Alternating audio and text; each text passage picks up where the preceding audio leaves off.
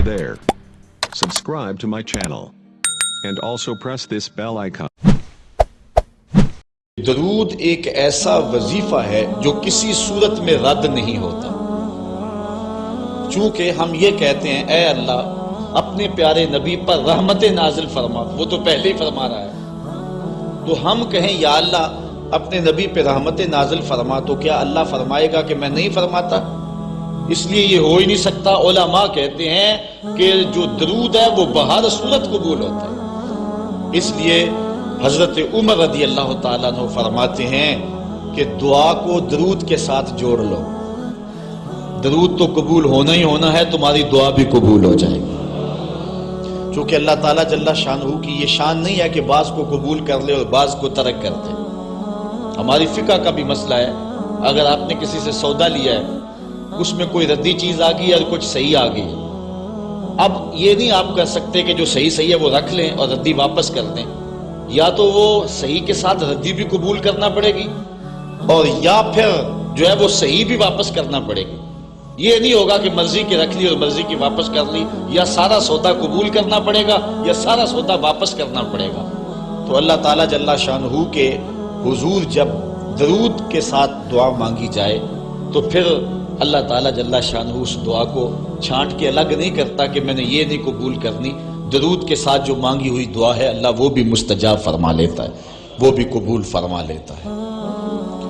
درود پاک وہ بابرکت عمل ہے کہ جو اہل ایمان کو تعلیم دیا گیا۔ علماء نے لکھا کہ زندگی میں ایک مرتبہ درود شریف پڑھنا فرض ہے، اور جب حضور علیہ السلام کا نام لیا جائے اس وقت درود پڑھنا واجب ہے۔ اس کے علاوہ بھی وجوب کے اور بہت سارے مقامات علماء نے بیان کیے، اور نمایاں 40 مقامات علماء نے بیان کیے جہاں درود شریف پڑھنا مستحب ہے، لیکن بعض مقامات پہ درود شریف پڑھنا مکروہ بھی ہے، جس طرح باتھ روم اور اس قبیل کے اور مقامات اور جگہ اور جو ہے وہ احوال ایسے ہیں جہاں درود شریف نہیں پڑھا جائے گا۔ باقی درود شریف وہ بابرکت وظیفہ ہے، وہ مقبول بارگاہ عمل ہے کہ جس کو جتنی بار مرضی پڑھو، ایک تو طبیعت میں اکتاہٹ نہیں ہوتی، انسان تھکتا نہیں، اور دوسرا اس عمل کی برکتیں اتنی ہیں، اس کا ثواب اتنا ہے کہ حضور نبی رحمت صلی اللہ علیہ وسلم کا فرمان حضرت ابو ہریرہ رضی اللہ تعالی عنہ سے سماعت کر لیجئے کہ حضور علیہ السلام نے ارشاد فرمایا من صلی علیہ صلاۃ واحدۃ صلی اللہ علیہ عشرا، جو میرے اوپر ایک مرتبہ درود پڑھتا ہے اللہ تعالیٰ اس پہ 10 رحمتوں کا نزول فرماتا ہے۔ یہ اس بابرکت وظیفے کا نتیجہ ہے جو بندہ مومن کو نصیب کر دیا جاتا ہے۔ دوسری روایت حضرت انس بن مالک رضی اللہ تعالی عنہ سے مروی ہے ان النبی صلی اللہ علیہ وسلم قال من ذکرت عنده فلیصلی علی ومن صلی علی مرۃ صلی اللہ علیہ بها عشرا۔ حضور نے فرمایا کہ جس شخص کے سامنے میرا ذکر کیا جائے اس کو میرے پہ درود پڑھنا چاہیے، اس لیے کہ جس نے میرے اوپر ایک مرتبہ درود پڑھا اللہ تعالیٰ اس پہ 10 رحمتیں نازل فرماتا۔ علماء نے ایک بڑی خوبصورت بات لکھی، وہ کہتے ہیں کہ اصل درود پڑھ کر کے اپنے لیے رحمتیں طلب کرنا ہوتا ہے رب سے، کیونکہ مصطفیٰ کریم علیہ الصلوۃ والسلام ہمارے درود کے محتاج ہے۔ بندہ کہ میں درود پڑھ رہا ہوں، جب ہم نہیں تھے اس وقت بھی مصطفیٰ پہ درود پڑھا جا رہا تھا، جب کائنات کو خلق وجود بھی نہیں دیا گیا تھا مصطفیٰ پہ درود اس وقت بھی پڑھا جا رہا تھا۔